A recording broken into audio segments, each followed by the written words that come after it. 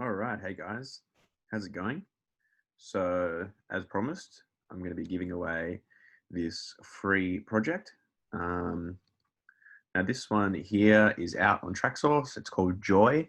What I have done in the project is I have taken out any of the third-party plugins we use and just replicated them in Ableton. So anyone that has Ableton 10 is going to be able to grab this and they're going to be able to use everything in it. You don't need to buy anything else. So I just made it a little bit simpler. So it is a little bit different, maybe how it sounds to what we have out at the moment, but it's quite similar. And it's a really good starting point for anyone just to check out kind of, I guess, how we work, what we do. There's some really good racks on here. There's some really good stuff on the send and returns. Casper has made this awesome parallel compression rack, which we use on the drums. There's a couple of our favorite little reverbs, all Ableton ones. So I've made sure, once again, there's no third-party plugins. I've also got a mastering rack as well, which you can toggle off and on as you're creating, and then chuck it on if you want to play a track in the club. I'll go through the project a little bit in detail. So if anyone hasn't used like sidechain or anything before, I'm going to be doing some basic videos on that sort of stuff as well. Anyone else that has used it, you've got your sidechain up here, which is the bounced out kick drum.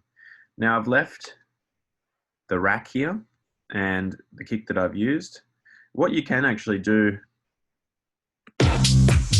is you can grab some of these racks and plugins and you can use them into other projects. So let me just, no headphones at the moment.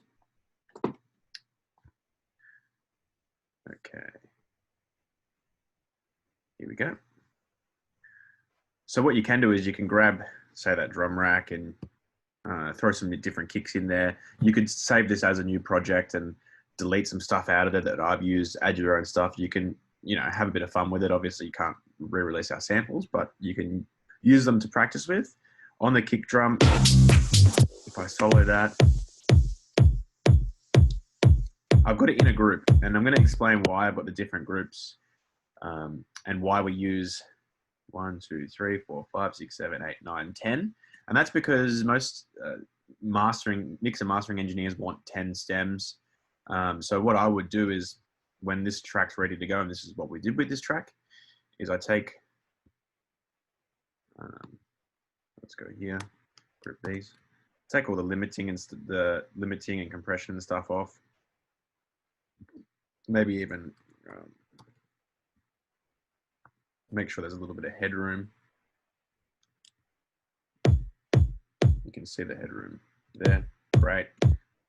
And I solo each group and bounce each group out, put them in a Dropbox folder, send them off to Klaus Hill, and he does a 10 stem master. So that's why we find it really important to have groups. This is what I'm going to actually do a little run through of a template project, which I'm also giving away. I'll do that after this. And that's how we start our projects. So we always start with these groups. And I think it's a great way to work. So yeah, I've got the kick here, pretty simple. In the intro, I have the bass taken out of the kick. So I've just got a bit of automation on this EQ. And then once it drops into this section, which is where the bass and stuff come in, the automation is turned off on that EQ, leaving the full bass to play. And then on the group, I do have, let's go back to the group, an EQ just cutting below 30. And then we've just got the whole bass monoed, and then also just the width pulled down a little bit, plus a little limiter just clipping a little bit. So you know that it's right now hitting minus 6.5 and it's not going any louder. You do want to have the kick probably louder than the rest of the instruments, around about 2 dB louder or something like that. It's a really good reference. So if I go onto the hat group, you'll see that that's 1.5 dB quieter than the kick. And then I've just got the same thing. I've frozen this just in case people don't have, well, there's quite a few little things on there. So I've just frozen it. You can actually unfreeze it and you can have a play through some of the other drums I've got on there as well. So the hats are super simple. There's like literally 3 different hats, crashers, and shakers. And the reason we group the hats, crashers, and shakers together and separate them from the other drums, which are just here, is to EQ them differently. So we have a bit of more of a high pass EQ on the hats, plus a de-esser, which takes about 6K out of the top of the hats. You can play around with these sort of things and hear the difference. But basically, the hats, you know, they can get quite nasty in those higher frequencies. So de-esser just softens them a bit. Got a nice, instead of on the kick, we had a brick wall Ableton EQ. On the hats, I've just got a softer EQ here, so you can just leave a little bit more out. It's not as harsh of a cut. And then I've got this wide warm drums, and I've just put in red here because this is the only thing you need to have a play around with. You can see how that sounds different. Starts to phase a bit if you do it too much, but just a little bit can widen them up. And then there's a saturator here as well. Just brings out a little bit of volume in them. Something I like to play around with is a phaser. On this, I had it off, but it's something that you can use on different tracks. It just depends on the track and what will work. On this one particularly, I didn't like it. And then I've just got a harder EQ, just making sure that there is absolutely no low end coming through. You could even put this up to 300. That's pretty much the hat group that I would recommend using something like this. A little bit of compression. And again, just that limiter is just touching again, not too hard. What I'll do is I'll go through the groups each, and then I'll go through the sends and returns afterwards. Then the claps, basically the same thing again. If the sound's not quite right, I'll chuck an EQ on and have a little bit of a play around with it. This one here, I've got more of the stereo enhance on there. Really push those out. Saturation again. And I've done a hard cut here, so there's no bass coming under 200, which just leaves a bit more room for the kick. What we've also done is we work with a lot of analog gear. We write a lot of stuff in. And so what we'll do is we'll record the instruments straight in. So a lot of the time, the samples, the audio is just turned to samples. So pretty much everything in here is samples. There is a little bit of MIDI for a whirly that Casper wrote in, and we used Hive for that. I'll get to that a little bit later. Anyway, the bass group here, got the main bass sample. And then I've got the bass top effects. So I've just duplicated that bass sample, and I've got some effects on there and an EQ. I'm cutting the bass right out of that.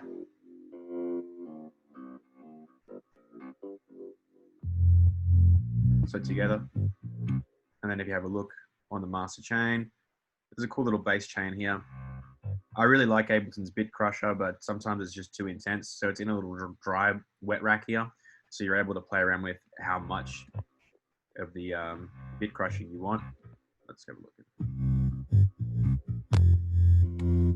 So you can hear that. So that's what that sounds like.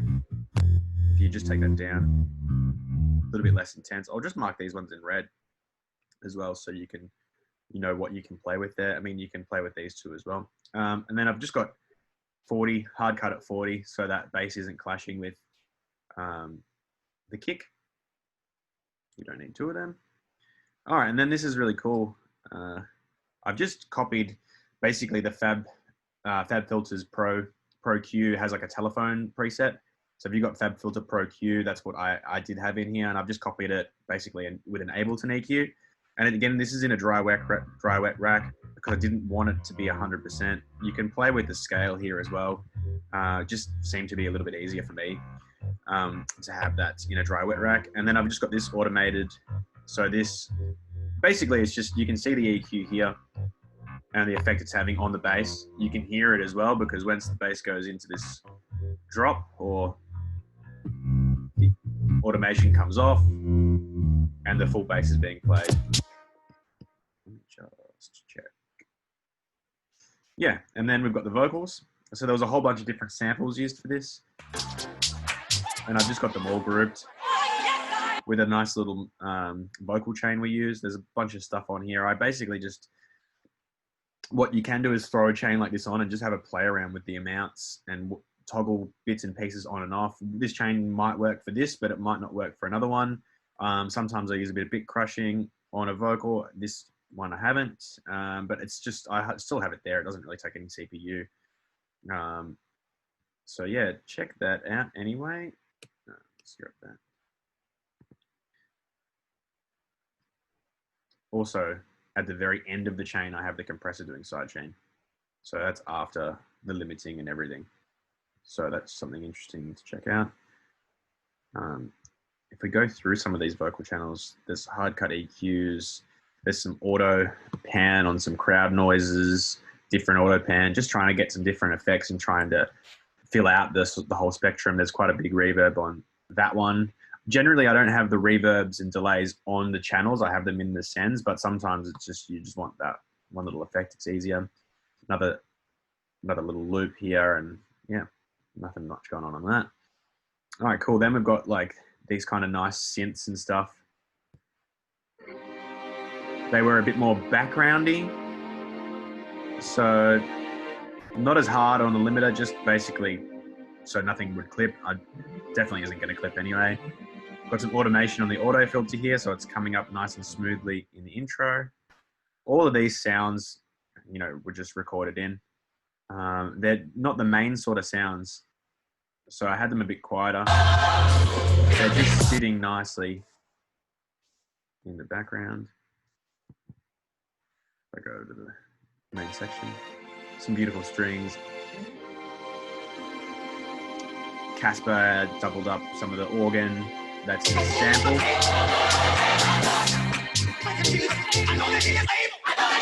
So you can actually hear what's in, you'll be able to hear this once you open the project yourself, but you can hear what's in the sample.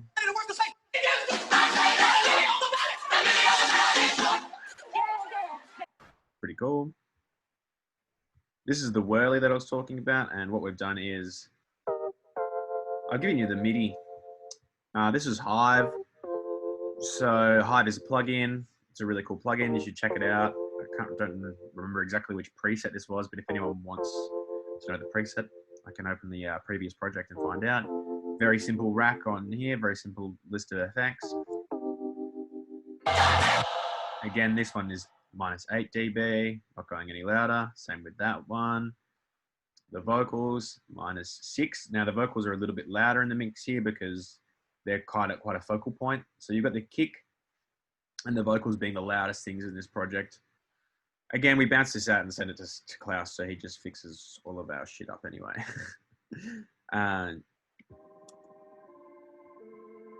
This is another great little organ. This one was one of the main sounds, so I decided to separate this as a different stem. Got a little bit of reverb on there. I did have, one of my returns had Valhalla shimmer. So this one did have a bit of shimmer on it, which is a pitched reverb. It goes up an octave. So this one is going to sound a little bit different from the actual track released. Valhalla shimmer is a great reverb. We really like that. But you can still have a play around with the Ableton reverbs in this. Then we've got all these music samples and separated again because they're not the main sounds. They're just some nice stuff that fits in the background. You've got a nice simple rack on top of that, not doing too much. A little bit of automation on some volume. This one has the Haas effect, which is, I'll put a little link to a video in maybe in the comments or something, so you can have a look. I'm not going to explain that now. Most producers probably already know what Haas is. If you don't, check the description and I'll leave a little comment. Horns, just a bit of EQing. Guitar was left like that. Effects, again, pretty self-explanatory. Just different swooshes and stuff. Now, I'll go through these returns. So the first one has parallel compression. I'll put a little video tutorial in as well explaining parallel compression. It's used on the drums.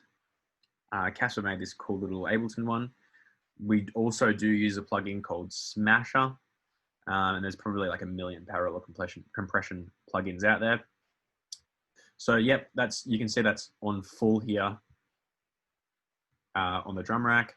And then the volume actually is taken down a bit out of that here. So let me have a listen to the drums. So you want to use the parallel compression on the drums.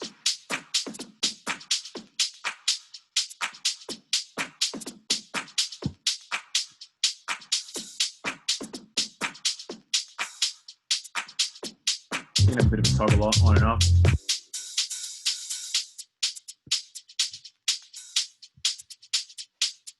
This one.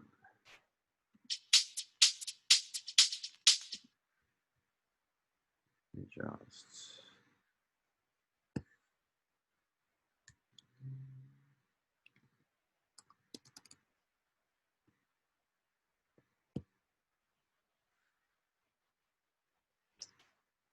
Bit of a freezing action here, which shouldn't happen as all of the, here we go, track this one on.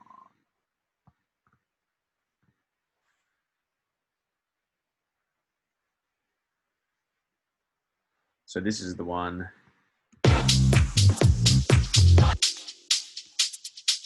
The Smasher, which sounds just fantastic.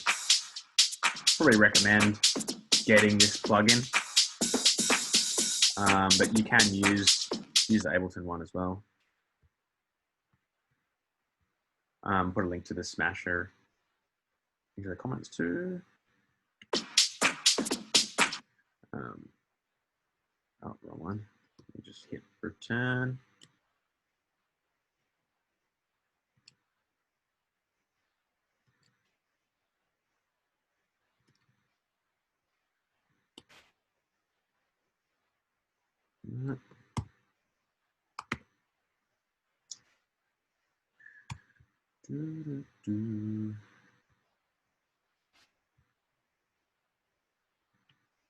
I'll put a little group of racks as well in the folder, which will contain this project and the template. So you can just jump in and grab those racks. All right, here we go. There it is.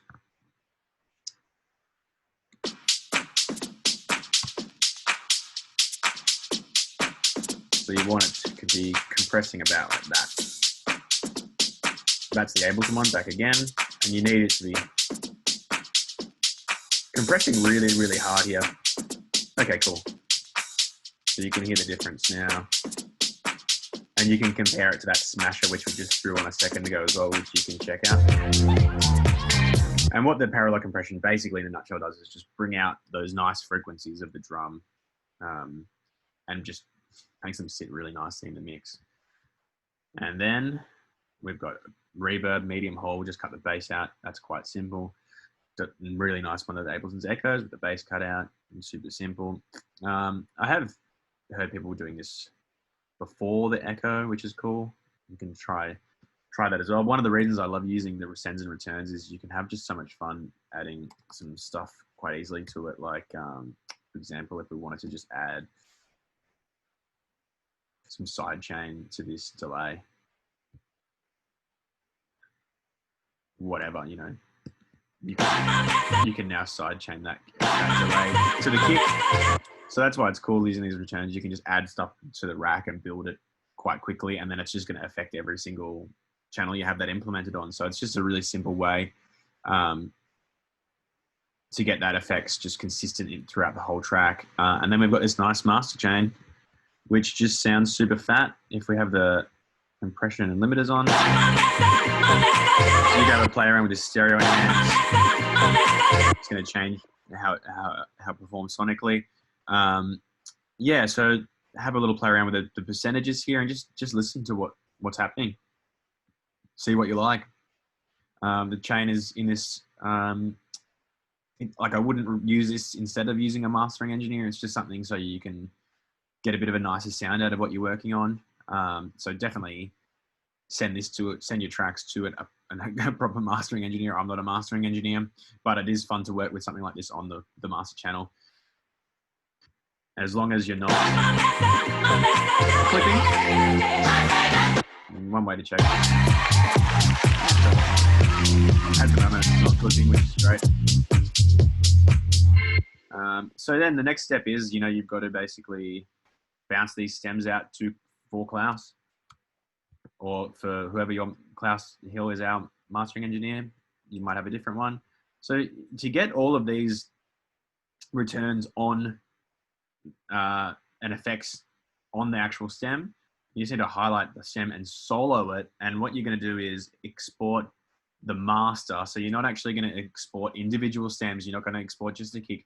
You're going to run that kick and export it through the master chain. And that's how the return and sends are going to have their effect on the vocals and on every channel. You could even put parallel compression on the kick. That's going to stick to that kick once you bounce it out. So you need to bounce out each stem individually like that. It's a bit time consuming, but you're going to get the right sound, and it's going to be true to the project you're working on. Nothing's going to sound different. So it's pretty basic stuff, free project. I hope you guys can jump in there and enjoy it. If anyone has any questions about the project, hit me up. I will just collect all and save. And then what I'm going to do as well is I'm going to open up the template, which I'm going to give you. So if we just find where that is. All right, cool. So this is just like a basic workflow template. It's pretty much just exact same thing as Joy, but just really stripped back. So it's good to open this, save it as something different. And if you start to build your tracks with this, I think it's great. So you've got the side chain already at the top. You've got that kick group there with the, you might say mute or disable, deactivate the limiters for now.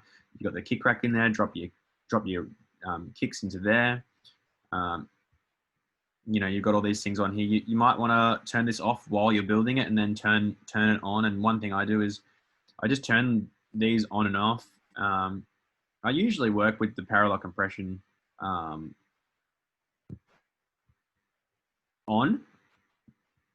And then the phaser and stuff, you can just toggle on and off. I'd say just maybe work with the limiters and compressors off, turn them on towards the end. But yeah, each group, chuck all your hats, crashes, rides, tambourines, shakers and stuff in this group 2. Bunch them all together. Group 3, claps, snares. If you've got toms, you might want to do another separate group again for toms, something that has a lot more low end. You might want to EQ again separately. Bass, chuck your sub. I've got the hip hop sub in here as well, which is a nice little sub bass. That's just an Ableton one. Ableton does have some good synths. That hip hop bass one's a really, really good one. Yeah, so hopefully this works. It just basically is a good way to give you a bit of a reference of what you should be putting into your track, how to separate the stems, and this also has the master chain on there, so it's just all turned off. So have a play around with the parallel compression. Again, make sure that this parallel compressor is hitting around here. It's compressing really hard, not all the way there, not all the way to the right, and then not all the way to the left. It needs to be doing a hard compression. Little drum reverb. Yeah, if anyone has any questions, hit me up. Hopefully this is of some use to people, and enjoy. Thank you.